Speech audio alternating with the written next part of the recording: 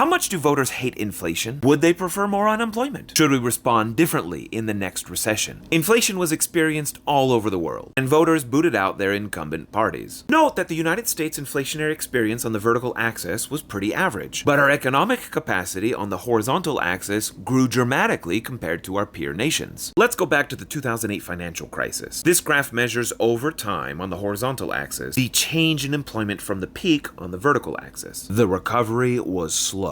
Jobs kept falling even 2 years after the initial shock, and it took well over 6 years for it to fully recover. Yet further efforts to stimulate the economy were met with pushback, as folks like Paul Ryan were worried that they would be inflationary. Here he is grilling the Fed Chair Ben Bernanke in 2011. There is nothing more insidious that a country can do to its people than to debase its currency. For the record, the inflation rate was like 1.1% when he said that, and then it never went above 2.5% for the rest of the decade. Arguing on the other side, the economist Ha-Joon Chang, in his 2010 book, 23 Things They Don't Tell You About Capitalism, he said, "An excessive focus on inflation has distracted our attention away from issues of full employment." He quotes a Robert Barrow study that says inflation below 10% has no relationship with a country's long-run economic growth. Hand on heart, he asks, can you really tell the difference between a 4% and a 2% inflation? And eventually, Congress listened to these types of arguments. During the COVID recession, the stimulus was far bigger and far better aimed at regular folks. And it worked! Despite a deeper hole, the recovery was swift, taking around 25 months, rather than the 76. And it even beat out the smaller recession of 2001. Before people say, well, the economy just opened back up. And that could describe the first 12 months or so. But economies aren't light switches. When faced with massive disruptions, they don't just turn back on. Because they didn't do that in 2011, years after that initial crisis faded. Now, had Congress and the Fed been less generous, could they have prevented the recent inflation? In this video I recorded on August 9th, linked below, I go over the 6 general causes of inflation. My best guess is had these stimulus been reduced, inflation would have peaked at 6 to 7%